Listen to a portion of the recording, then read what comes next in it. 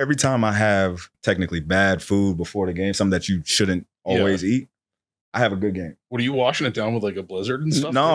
I'm still water, Okay. still getting hydrated. Just a chocolate chip cone, nothing too crazy. But that's the thing, like. What's up, everybody? Welcome into the Helmets Off podcast. I'm Sean Bowen, and the guy here to my left needs no introduction. This is Mr. DaVaris Daniels, Notre Dame alumni, Toronto Argonaut alumni. He's a Grey Cup winner. We started this podcast, we're like, we needed someone with a voice of an athlete, and I said, we got to get Didi. Didi, thank you so much for joining us. Thank you, man. Thanks for having me. This is going to be a lot of fun. Our first episode we have is with Ryan Hunter, offensive lineman for the Toronto Argonauts. This guy's a chef. He was talking about making some crazy stuff. He's going to bring us some stuff, hopefully down the road. But should we just throw it over to Ryan Hunter right now? Please, let's do it.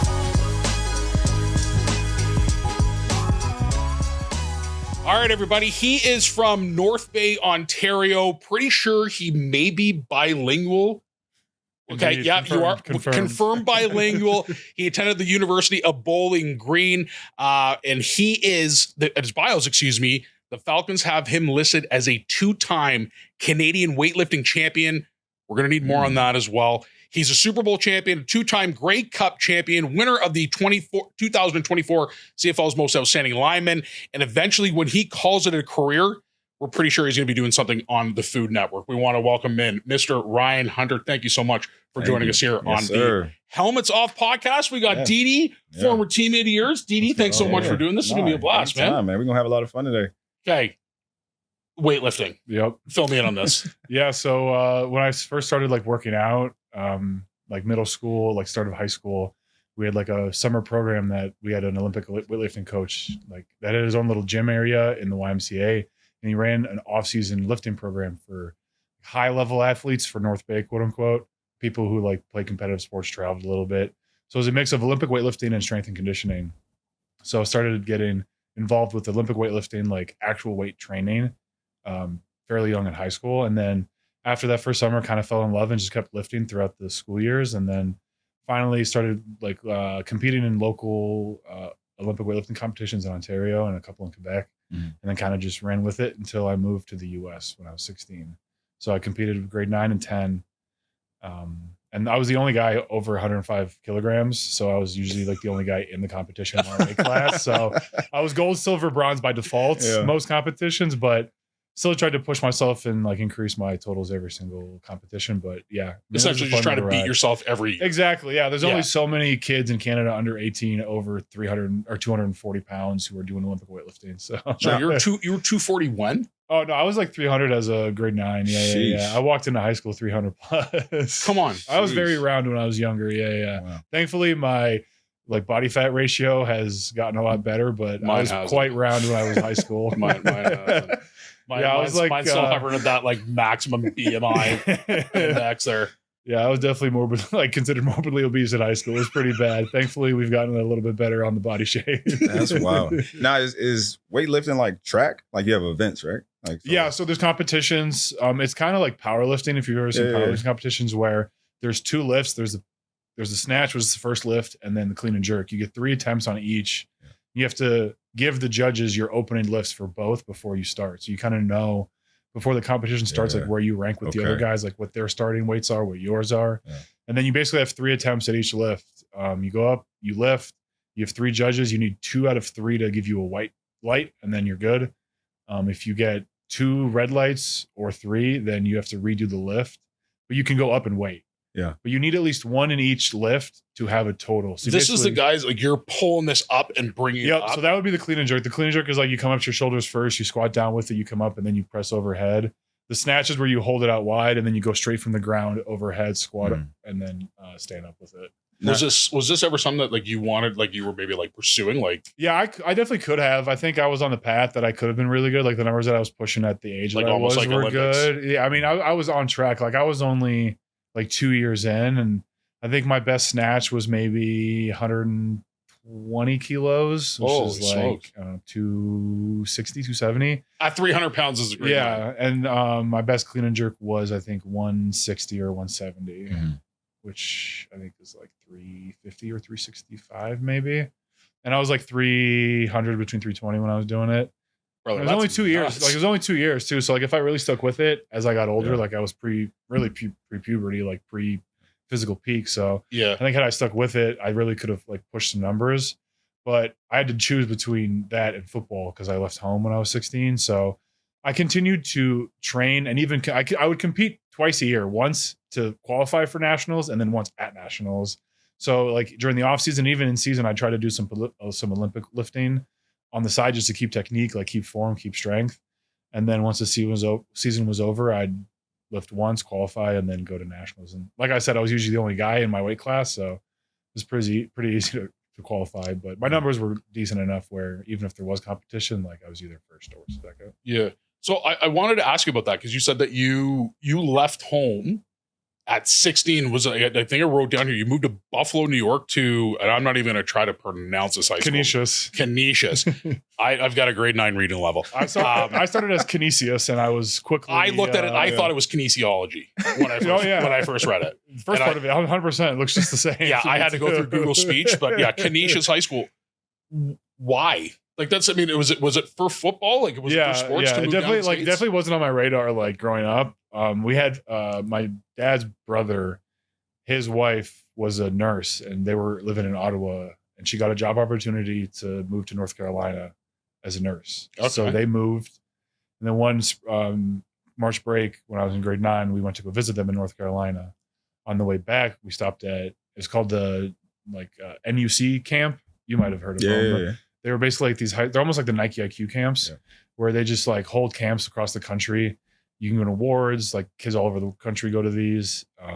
They publish like results, like your 40 times your bench, your one-on-one results, whatever it is. And then from there, they have like qualifying camps from that. So you go from the NUC camp to the NUC regional to now like the NUC like All-American camp, whatever it is.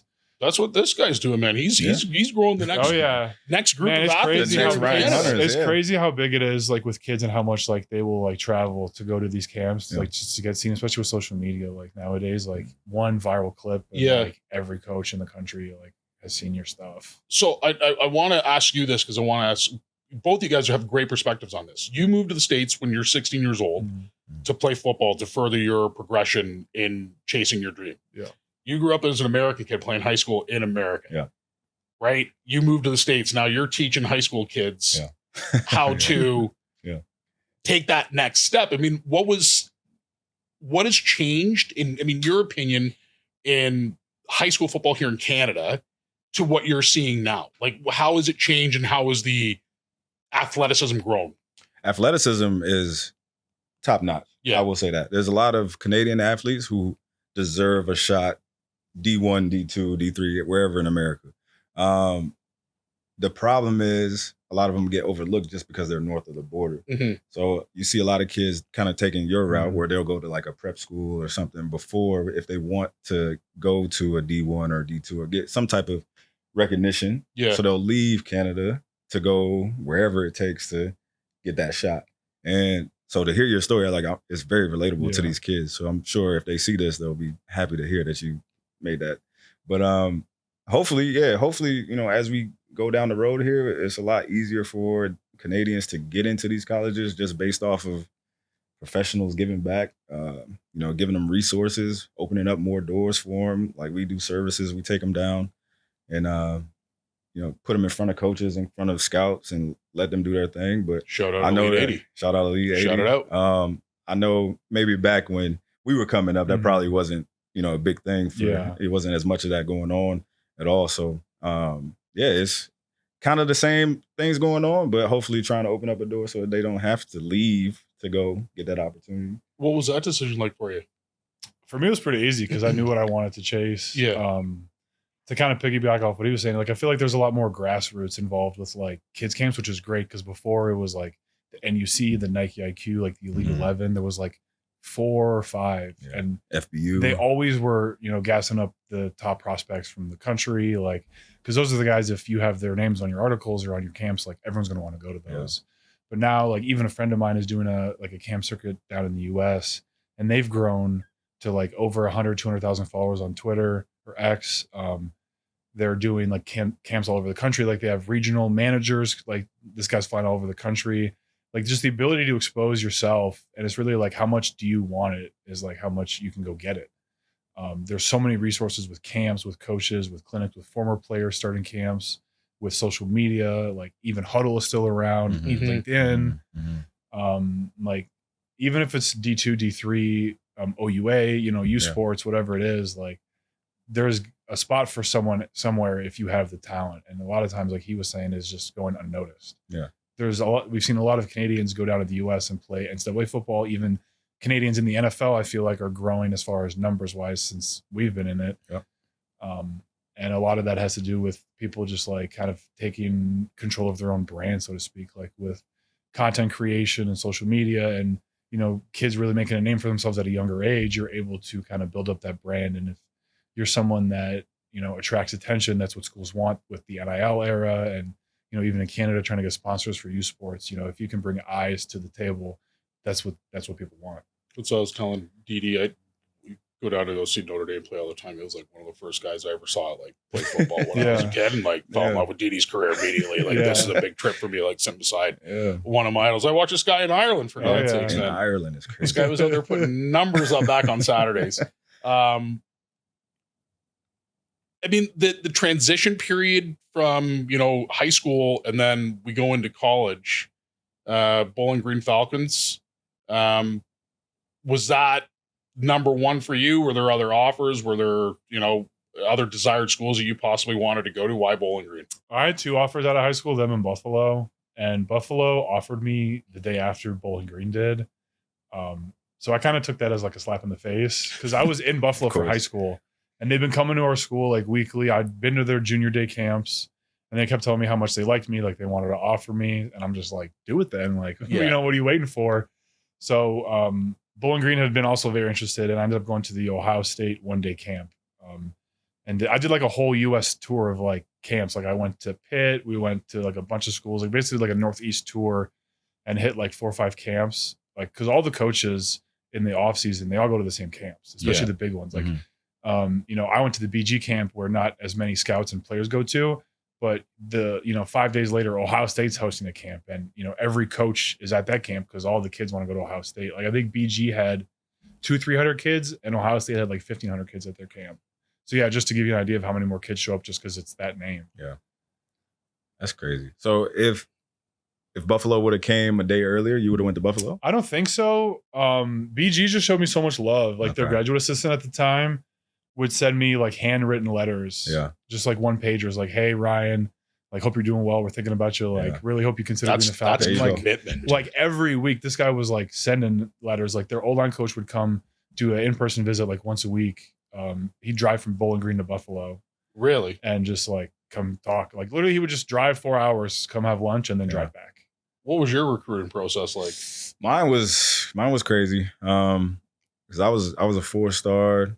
Humble brag, not a big deal. Yeah, like but not a big deal. Not a big deal. Nah, like, you know what I mean? None of that matters. But like, well, why did you say it? Because I wanted to say I stopped going to camp. Kids care. That's why I didn't get my 5th star. Care. But it was crazy. You be in school. Michigan would come, Notre Dame would come, Miami would come, everybody would come. They take you out of class. All your little friends are going crazy, and it was a hard process for me because I always wanted to go to the University of Georgia. Mm-hmm. Like my dad went there, so I was focused on as soon as I get that University of Georgia offer, I'm committing.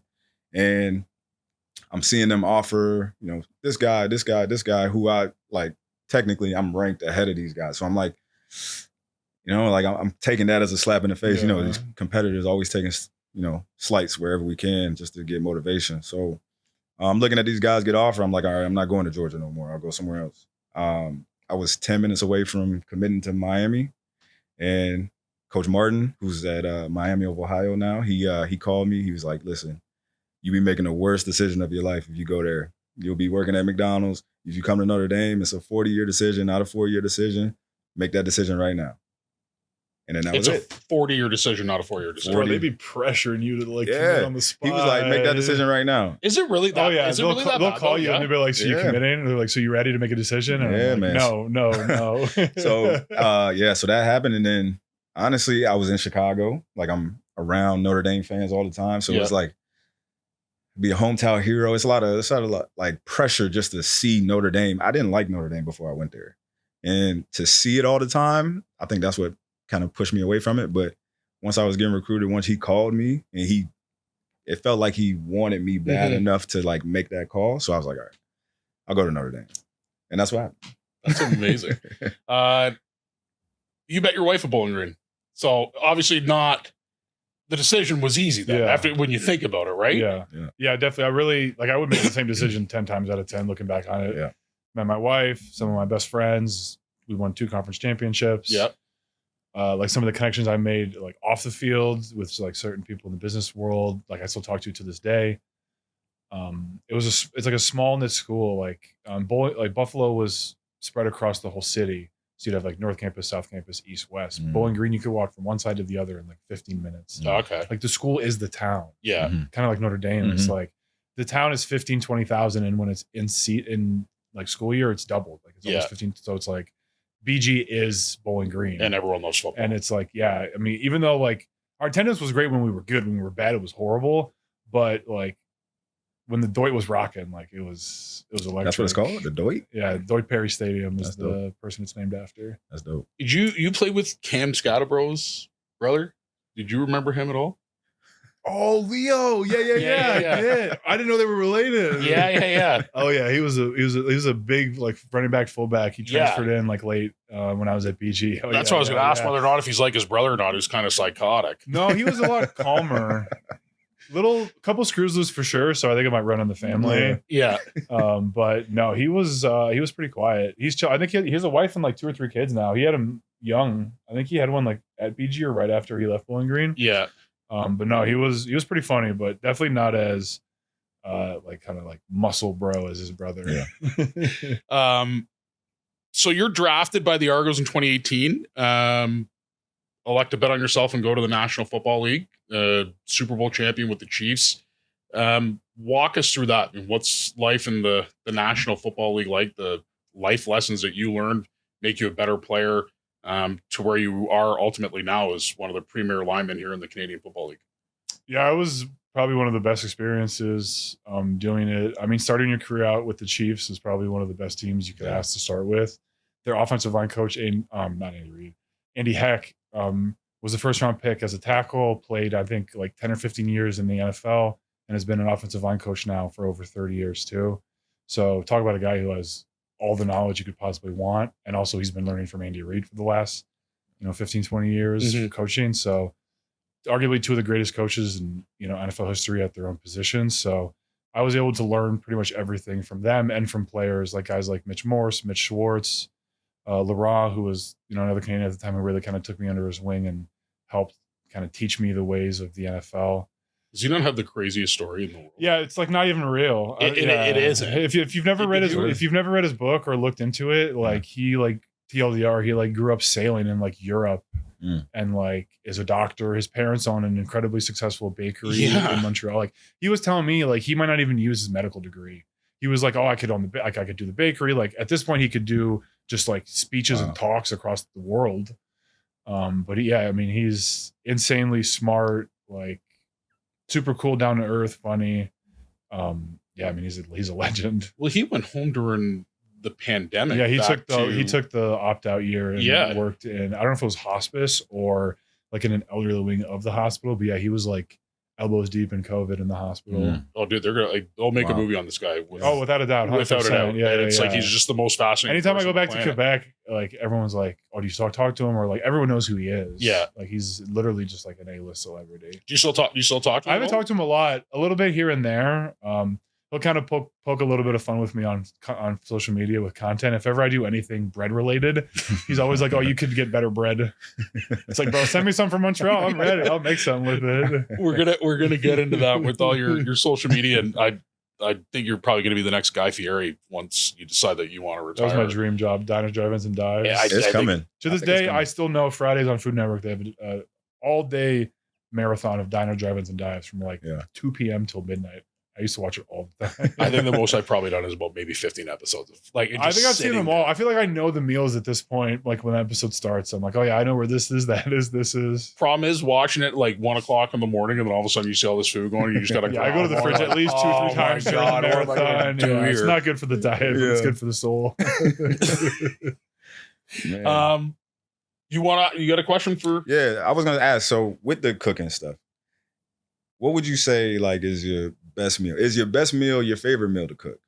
Is that two-part question. like I feel like my favorite meal like kind of rotates. Yeah. I don't make a lot of the same things over unless it's like requested. Yeah. Especially if I'm filming for content. I feel like my mindset for like my content is kind of like I'm an entrepreneur in like the first stages of like building a business.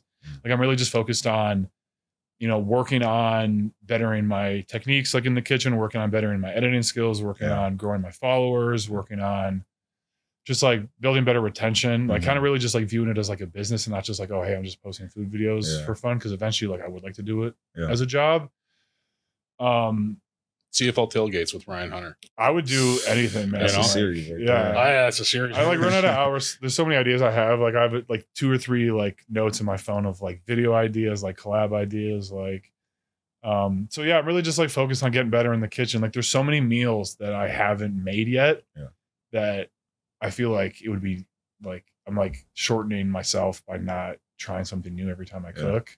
Because there's like so many, even just like iconic dishes you could think of from like Italian cuisine, Japanese cuisine, like Mexican cuisine, American cuisine. Like, like I haven't even made like deviled eggs yet, for example, as like a recipe, and it's like so easy, but it's like you don't like egg? You couldn't pay me to eat a hard-boiled egg. That is a true guy Fieri right there. He hates eggs too. And the texture, the smell, the look, couldn't pay me. I thought everybody liked eggs. I don't listen. Eggs are okay. That might be a challenge. Hard-boiled eggs, and especially the ones that they sell like at the grocery store that are like pre-packaged, and they've got like the water residue in the thing. Oh no, yeah, I know what you're talking about. I just honestly, man, when I see people buy those at the grocery store, I want to vomit.